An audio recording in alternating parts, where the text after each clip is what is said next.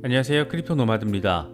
비트코인이 좁은 박스권 범위 안에서 말 그대로 널뛰기 장세를 펼치고 있습니다. 비트코인은 장중 45,000달러대와 47,000달러대를 큰 폭으로 오르내리면서 어지러운 흐름을 확인하고 있습니다. 황소와 곰의 대결이 얼마나 치열하게 진행되고 있는지를 느낄 수 있는 그런 부분입니다. 지금 상황이 굉장히 예민한 국면을 지나고 있다는 점을 느낄 수가 있는데, 그럼에도 불구하고 불안보다는 기대에 조금은 더 방점이 찍히는 것은 지금의 단계가 지난해 66% 상승세를 촉발한 핵심 수준을 다시 리테스트하고 있기 때문입니다. 코인텔레그래프는 전반적으로 방향성이 다소 불확실한 상황에서 트레이더들과 분석가들이 비트코인의 방향성을 기다리고 있다, 이렇게 평가를 했는데, 대체로 분석가들이 긍정적인 부분을 거론하고 있다는 점은 그나마 다행이라면 다행인 것 같습니다. 하루 이틀 사이에 비트코인 커뮤니티를 가장 뜨겁게 달궜던 사안은 다름 아닌 애플의 비트코인 결제 도입 이슈였습니다. 이게 지난해부터 잊을만 하면 한 번씩 거론됐던 이슈인데, 만약 실제로 이루어진다라면 꽤나 파급력이 클 그런 이슈일 수밖에 없다라는 점에서 관심이 쏠릴 수밖에 없는 것 같습니다. 특히 최근에 애플이 15억 달러 규모의 비트코인을 매집했다, 이런 루머까지 더해지면서 이래저래 주목도를 높였습니다. 지금 상황에서 확실한 것은 공식적으로 확인된 것은 없다. 다만 루머치고는 꽤 설득력 있게 확산되고 있다. 언젠가는 충분히 가능한 일이기도 하다. 이 정도가 될 것 같습니다. 단기적인 캘린더 일정으로는 현지 시간으로 4월 6일 미국 FOMC 3월 회의록이 공개가 됩니다. 우리 시간으로는 7일 새벽 3시입니다. 또 제닛 옐런 재무장관은 4월 7일에 암호화폐에 대한 연설을 진행합니다. 크립토 관련 스피치는 이번이 처음으로 진행을 하는 건데, 핵심적인 내용은 혁신은 촉진하되 필요한 규제는 제대로 하자, 이 정도가 될 것으로 예상되고 있습니다. 전문가들도 갈피 잡기 어려울 정도로 비트코인이 예측 불가 흐름을 보이고 있는 것 같습니다. 긍정적인 전망과 온체인 데이터가 이어지고 있다 보니까 기대감이 조금 더 자리하고 있는 것은 어느 정도 사실인 것 같은데, 또 어느 정도 주의가 필요한 것도 분명한 사실인 것 같습니다. 여러 소식들 잘 참고하시면서 시장 대응하시면 더 좋을 것 같습니다. 본격적인 시작에 앞서서 좋아요와 구독, 또 알림 설정 꼭 부탁드리겠습니다. 더불어 크립토 블라블라 채널 멤버십 후원과 매거진 블라블라에 대해서도 많은 관심과 성원 부탁드리겠습니다. 영상 제작에 아주 큰 도움 된다는 말씀 함께 드립니다. 그럼 시작하겠습니다. 비트코인은 황소와 곰의 정말이지 치열한 경쟁 상황이 차트에 고스란히 녹아 있는 것 같습니다. 황소가 매수세를 유발하면서 치고 올라가면 그런 족족 곰은 매도세로 대응을 하면서 시세를 주저앉히고 있는 그런 상황이 반복되고 있습니다. 황소의 반등 모멘텀도 지속되고 있고 곰의 방어 모멘텀도 살아있는 상황이어서 언제쯤 이게 뚫리고 저항 돌파를 이뤄낼지 여러모로 관심을 모으고 있는 그런 상황입니다. 현재 비트코인 상황과 관련해서 코인데스크는 비트코인의 거래 범위가 제한적이지만 43,000달러에서 45,000달러 사이에서 지지를 이어가고 있다라고 진단했습니다. 그러면서 비트코인은 뉴욕 거래일 동안 3% 하락한 뒤에 가격이 안정화되고 있다. 지난 며칠 동안 47,000달러 저항을 돌파하지 못하고 있는데, 이건 상승 모멘텀의 손실을 의미한다. 물론 여전히 43,000달러와 45,000달러 주변에서 지지를 받고 있어서 가격 하락을 안정시킬 수 있다라고 분석했습니다. 이어서 모멘텀 신호는 2월 초에 발생한 것과 비슷하게 일간 차트에서 여전히 마이너스 상황이지만 주간 차트에서 긍정적 모멘텀을 통해서 43,000달러를 돌파한 만큼 이건 매수 세력이 하락해서 매수를 이어갈 수 있다는 것을 의미한다. 일간 RSI는 지난해 10월과 비슷한 과매수 수준에서 하락하고 있지만 과매수 신호는 가격이 크게 하락하기 전에 몇 달 동안 지속될 수도 있다, 이렇게 설명을 했습니다. 지금 과매수 수준의 하락이 이어지고 있다는 게 가격에 그렇게 큰 영향을 미치지 않을 수도 있다는 점을 설명한 것으로 볼 수 있습니다. 코인텔레그래프의 경우에는 비트코인이 2021년 66% 상승세를 촉발했던 핵심 수준을 다시 테스트하고 있다라고 분석했습니다.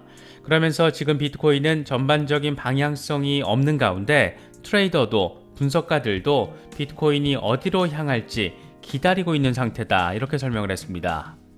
이어서 암호화폐 분석가 크립토 로버의 분석을 인용했는데 그는 비트코인이 200일 이동평균 돌파를 리테스트하고 있다. 이건 190일 만에 처음 있는 일이다.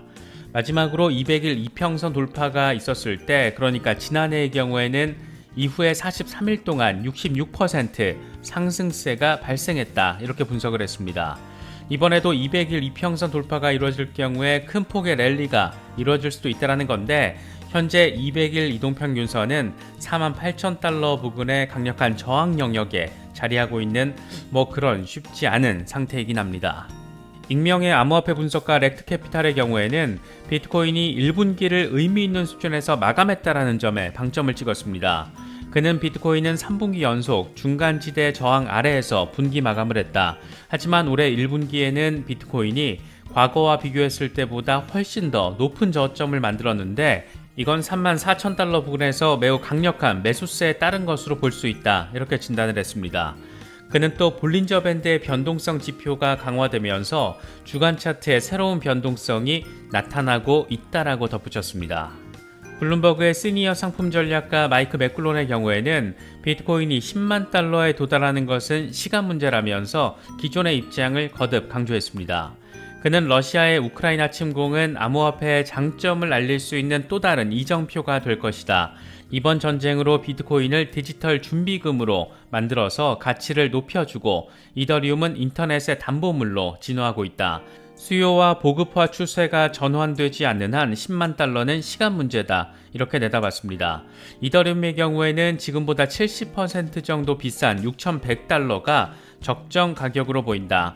이더리움의 지분증명 전환은 이더에 대한 상당한 관심을 이끌어낼 수 있다. 이렇게 덧붙였습니다. 대표적인 비트코인 맥시멀리스트인 마이클 세일러의 마이크로 스트래티지는 이번에 또 1억 9,050만 달러를 투입해서 비트코인 4,167개를 추가로 매수했습니다. 이번 추가 매수의 평단가는 45,714달러로 알려져 있습니다. 이에 따라서 마이크로 스트래티지는 총 129,218BTC를 보유하게 됐고, 현재 시가 기준으로는 60억 달러 규모, 전체 평단가는 37,000달러입니다. 이 정도의 확신, 또 이에 따른 행동력, 참 언제 봐도 부럽게 느껴지는 것 같습니다. 이런 가운데 비트코인이 다음 주에 반감기 2년 경과 시점을 맞이하면서 조정 가능성이 있다라는 분석도 나왔습니다. 코인게이프는 센티멘트 데이터를 인용하면서 4월 11일은 지난 비트코인 반감기 이후에 2년이 경과하는 중간 지점이다. 역사적으로 반감기는 2년이 지나는 중간 지점에서 조정이 발생했다라고 분석했습니다.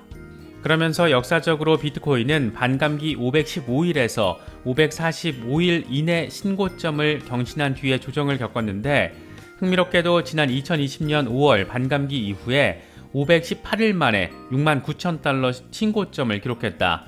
이런 프랙탈 관점에서는 조정이 발생할 수 있지만 비트코인이 5만 달러 저항선을 상승 돌파하며 안정을 찾는다라면 이 같은 시나리오는 무효화될 수 있다. 특히 지금 비트코인 유통량은 총 공급량의 90%를 넘어섰고 이를 활성 주소 수도 크게 늘어서 반드시 반감기 시나리오대로 가격이 흘러갈 거라고 단정할 수는 없다. 이렇게 설명을 했습니다. 과거와 크게 달라진 비트코인 안팎의 상황이 이번에는 조금 더 다르게 영향을 미칠 수도 있다라는 점을 강조한 것으로 볼 수 있습니다. 이런 가운데 글래스노드는 지금이 장기 매집에 있어서 적기라는 점을 보여주는 데이터가 확인됐다라고 밝혔습니다. 글래스노드가 이번에 공개한 지표는 비트코인 리저브 리스크인데, 이건 장기 보유자의 확신을 기반으로 비트코인 할당의 리스크, 보상 비율을 나타낸 수치입니다. 말이 어려운데 쉽게 말하면 이게 숫자가 낮을수록 비트코인 투자자의 매집, 또 장기 보유 성향이 두드러진다, 이런 걸 의미합니다. 차트에서 녹색으로 표시된 영역, 이 아래쪽의 영역인데 지금 이 지표가 0.0024를 기록하면서 이 녹색 영역으로 들어가 있는 상태입니다. 장기 투자하시는 분들은 지금 이런 지표 확인됐다라는 점도 참고하시면 좋을 것 같습니다. 비트코인과 관련해서 요 며칠 비트코인 커뮤니티에서 가장 핫했던 뜨거웠던 이슈는 단연 애플의 비트코인 결제 관련 루머였습니다. 이게 사실 작년부터 말이 나왔었던 것이지만 공식적으로 확인된 것은 아무것도 없는데 이번에 또다시 확산하면서 이번엔 진짠가?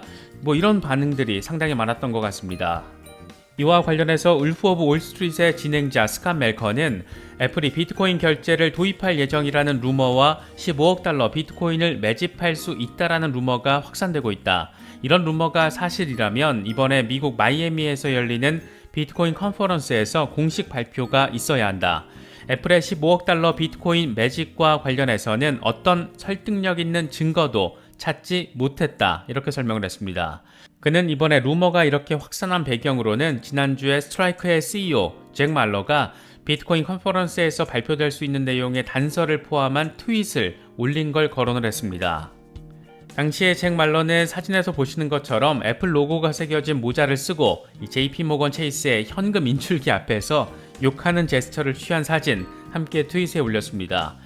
이걸 가지고 애플 비트코인 결제 도입까지 연결짓냐 이런 건 다소 무리가 있지 않나 이렇게 생각할 수도 있는데, 다만 팀 쿡 CEO가 개인적으로 암호화폐 보유 사실을 밝혔던 점, 또 제니퍼 베일리 애플페이 부사장이 암호화폐를 주시하고 있다는 점을 몇 년 전부터 밝혔던 점, 지난해에는 암호화폐 업계 경력자를 채용했다는 점, 이런 상황들을 종합해보면 애플이 언제가 될진 모르지만 갑자기 비트코인 결제 허용한다 이렇게 발표를 해도 그렇게 아주 많이 이상하지는 않을, 그렇게 시장에는 엄청난 호재가 될 그런 상황이 펼쳐질 수도 있지 않을까 기대가 되긴 합니다.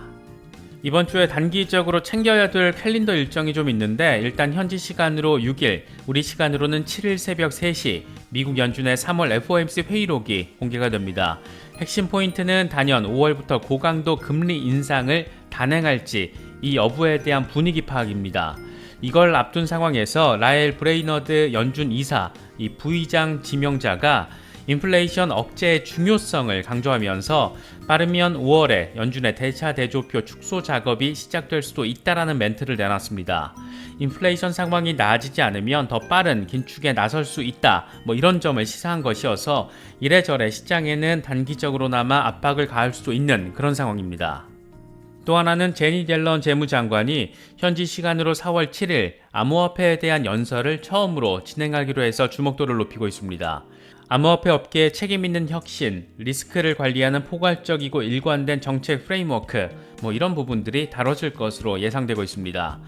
과거 암호화폐에 대해서 회의적인 입장이 강했다가 최근에 백악관 행정명령 전후 과정에서 상당히 변화된 진전된 입장을 보이기도 했던 만큼 옐런 장관의 연설 내용이 공개가 되면 나름 시장에는 호재성 이슈로도 작용할 수도 있지 않을까 조심스럽게 기대해봅니다. 아직 비트코인이 명확한 방향성을 확인시켜주지 못하고 있다 보니까 단기적으로 멘탈이 살짝 힘들 수도 있는 그런 상황이 될 수도 있을 것 같습니다.